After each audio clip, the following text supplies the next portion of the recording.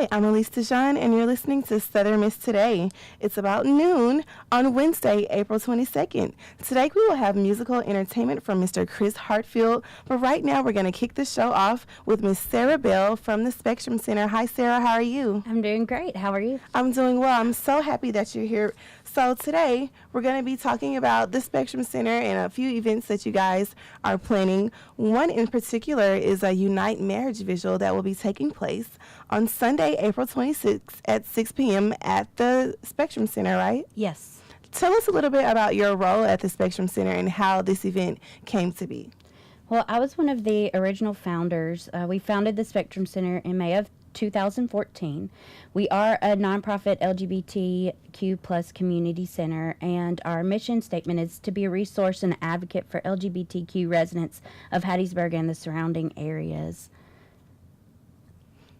Okay, so this Unite Marriage Vigil, there are going to be several vigils that will be taking place on the 26th around the area in the state. We're going to have one in Hattiesburg.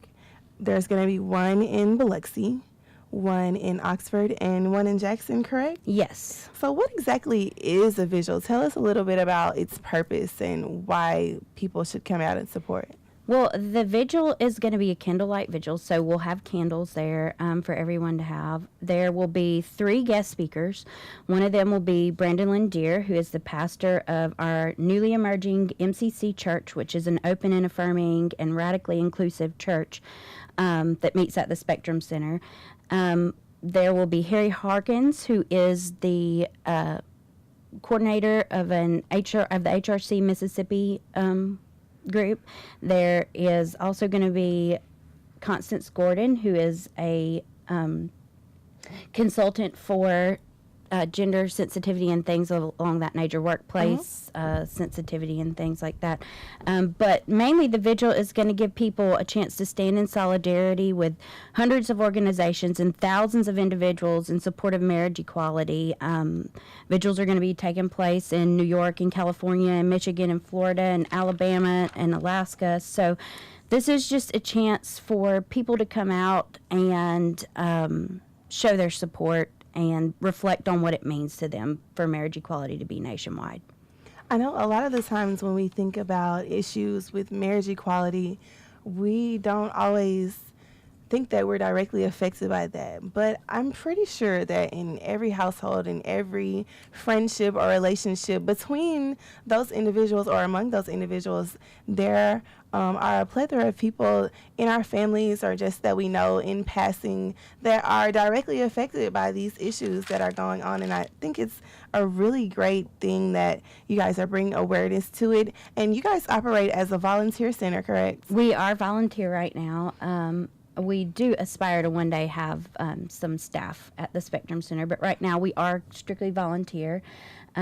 We are doing events on a monthly basis. One thing that's really important to us is on the 4th Monday of every month from 4 to 8 p.m. we partner with the AIDS Services Coalition for free HIV testing. It is confidential, and anyone can walk in and do it. You just come to the Spectrum Center, walk in, get free HIV testing. We also do free condom distribution anytime the doors are open. The second Friday of every month, we're doing a movie night. And every Sunday, like I said earlier, we have an MCC church that's doing an open and affirming church service, and that's at 11 a.m. every Sunday. Now, this particular church is something new. What's so special about the MCC church? Well, the MCC church is radically inclusive. Okay. So it's regardless of your age, your sex, your gender identity, your sexual orientation. Everyone is welcome and everyone is affirmed. So basically the belief is that God made you the way you are, and you should be proud of it, and you should love yourself, and we love you for it. So that's the basis of the MCC church, and I've really enjoyed being a member there. So that's so wonderful. It's really something that Southern Miss that I noticed has kind of embraced is, you know, here we accept everyone for who they are. The LGBT community is growing A lot of people are becoming more comfortable with who they are and how they identify in our community. And I see that a lot on the campus as far as like faculty and staff, embracing of students who are, just undergoing changes and finally having a true sense of self-identity and self-awareness. So the Spectrum Center is also, I guess we could say, an avenue or a channel for those individuals to come to a place of refuge, to be informed and just encouraged to continue to live their lives the way that they so choose, correct? Right, that's correct. So there are going to be 4 marriage cases that the U.S. Supreme Court will be hearing on April 28th. Yes. And this is kind of what our visual that you guys are putting on is kind of just like an introduction to those hearings. So let's talk a little bit about the states maybe that are dealing with these issues specifically. Okay. Well, these states, there are 4 that are going to go before the Supreme Court. It's going to be Ohio, Kentucky, Michigan, and Tennessee. These are people who have asked for their rights in the state for marriage equality, but they've been denied. Okay. And so they are going to go before the U.S. Supreme Court to once again ask for their rights in their states.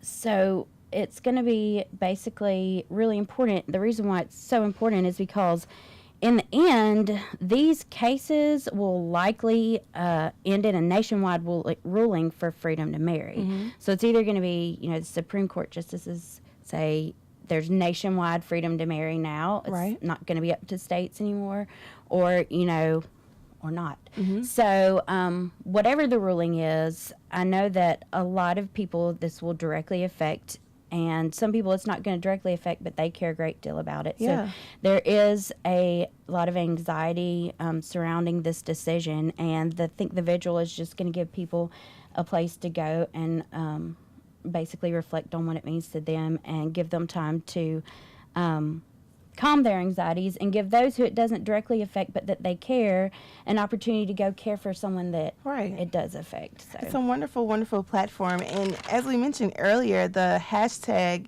Unite for Marriage, the number Unite for Marriage will be used at vigils across the nation that are going to be taking place.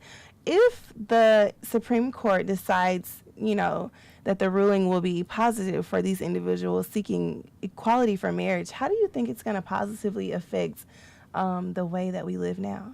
Well, I think one thing that is definitely going to change is going to be the quality of life for LGBTQ plus individuals. People don't see all the things that it affects. It affects everything from being able to adopt your child that you care for every single day of your life, and you get up and you feed and you dress and you give a bath to, but you can't be considered a legal parent right. because basically your marriage is invalid in your state. Mm-hmm. And a lot of what would take place if marriage equality becomes the law of the land is not going to be things that we see automatically, but it's going to give United States citizens protections that heterosexual couples already receive. Right. I know one particular instance that we were discussing earlier was there were 2 men that were married. Their marriage was federally recognized, and one of them had a rare disease. ALS. Yeah. And when he passed, his husband was not able to receive all the benefits like a normal widow would be able to, because the state did not acknowledge their marriage to be valid. And that's something that's really sad, and that individual had to suffer just because of marriage inequality. So situations like that, as far as individuals who are caretakers of their children, just like you said earlier, that those situations can be helped and changed in a positive way if this decision is made by the U.S. Supreme Court.